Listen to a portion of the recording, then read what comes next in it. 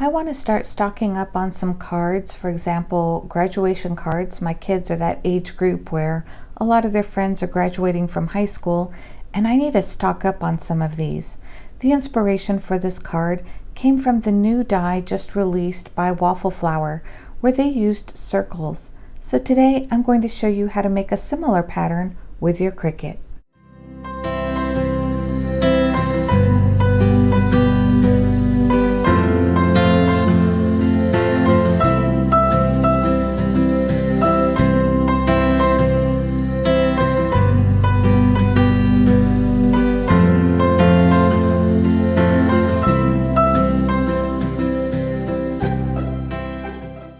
So first we're going to make a shape by making a square, but I'm going to unlock the aspect ratio and make this 4.25 by 5.5. After I get the size that I'm looking for, I'm going to duplicate this same rectangle 2 more times. One is going to be the top of our card, and the other two I'm going to weld together right here so that it creates my card base. And then this other piece is what we're going to cut the stars out of. So let me go ahead and go in here and move this to the front and then change the color so you can see the different cardstocks we have. So here's the top of our card and there's the base of our card. Now to this I'm going to start adding the stars. I'm going to lock the aspect ratio and then make this star 0.75 by 0.75. I'm going to center this and then duplicate it out to where there are 5 stars across. Just like our beginning example where they used 5 circles, we're going to use 5 stars. After I have all those stars lined up, I'm going to select them all and hit group. Now I can duplicate and make 5 rows of these stars. I'm going to try to space them out as evenly as I can. It's nice that Design Space provides us with these automatic guidelines. I'm trying to create about 1/4 of an inch all the way around, as well as between each row, so that I can fit my foam tape in order to keep the sequins in place. Now I'm going to delete out these 3 stars so that I can create a rectangle where I'm going to write my sentiment. So you can make this to be whatever phrase you want it to be. The size I'm making this is about 2 inches by 1 inch tall. So now I'm going to change those 2 pieces to the same color, since I want to make sure to cut those pieces out of the same piece of cardstock. Now I'm going to go and select all my stars as well as that white piece, and I am going to hit group and attach. Very important to hit attach so that it doesn't separate your stars and line them up on the cutting mat. So now I'm just layering everything and seeing how they fit, and now I'm going to look for the font to do my sentiment. I have one here called Hitman. Honestly, I don't remember where I found this font, but I'm sure you can search it online. And I'm going to increase the font size and then make sure that it's centered within this rectangle. So in order to make sure that it is completely centered, I'm going to move the sentiment as well as the rectangle, highlight both of them, hit Align, Center. And now I know it's perfectly centered, and I can group that together so it doesn't move. Now if I go to my cut mat, you'll see that the congrats is also in white, just like my other areas. We don't want that because we don't want it to cut out this word.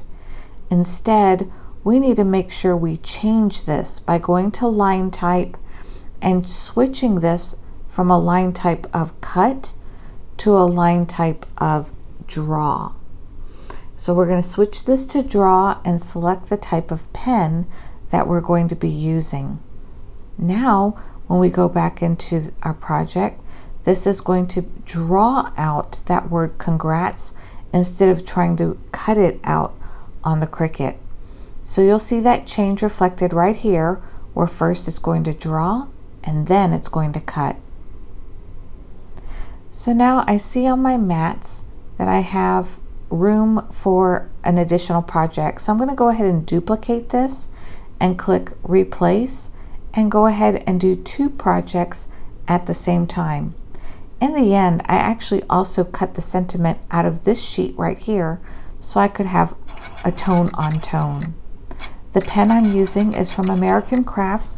I'll link that below if you're looking for that pen. It fits perfectly in this pen holder, snaps right into place without an adapter. So this is a cut and then also a draw. And then the next sheet is going to cut out all the stars. And then I decided to also add the sentiments and cut those out of the white cardstock as well. So these are all my pieces. And then these are the sequences that I used. I'll link these below as well. And then I also used this acetate from Graphics. And I believe I found this one on Amazon. I'll link it below. So here I have my star faces, and this is why we need that little edge, because we need something to be able to tape all of our edges so that we can attach this to the clear acetate. This is going to help block all of that sequins on the inside. So I'm going to put these 2 pieces side by side and then cut them straight on my paper trimmer, and I'm going to save those extra little pieces of acetate off of the ends. Now I'm going to take this embossing buddy that I have. It's just cornstarch in a little baggie, and what this does is it helps the sequins not stick or removes the static off of those plastic sheets of acetate. Now I'm going to fold my card bases in half and see what those stars look like with the acetate and then that watercolor paper through it. This is some double stick foam tape that I got from Daiso. I'm making it double thick since it's pretty thin. And then I'm going to cut them into 3 slivers. That way they fit and I can frame each row of stars as well as each side of my card. So it's okay if a little bit of these ends stick out, because we want to make sure we have a good overlap so that none of the little beads or sequins leak through. So overlapping here is a very good idea. We can always trim off those excess pieces at the end. These 2 little stars in the center, I'm making sure to frame them in so I don't have to waste too much sequins in between where that sentiment will be. Now I'll trim off those little pieces of excess.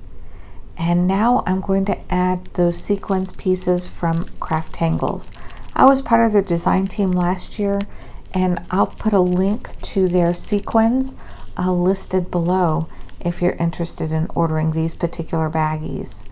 Now I do cut the corner off so that I have more control as I'm trying to lay down the sequins into these channels. If you want it to shake more, then put less. I chose to have mine pretty full, so these are pretty thick. It still shakes when I do it, but I filled them pretty much to the rim. Now I start on one end and I work my way up so I can get a perfect match on that backing. Then I'm going to add some foam tape to the sentiment, and I'm adding the sentiment to the bottom of this card. That's what's nice about this card. You can put your sentiment on the bottom, or you can flip it over and you can put it on the top. And there it is all put together and everything shakes nicely. So here's the one where I used the cardstock colored and I put it at the top of the card. Either way, it looks really cute. These types of cards are running anywhere from $6 to $8 at the stores. So it's nice that when you have this machine right at home, you can make it yourself using your iPad, even on the go. That's what I love about being able to use Design Space on my iPad. I can design wherever I am and then come home and make the project. If you enjoyed this video, please give it a thumbs up, and I'll make more videos like this for you soon.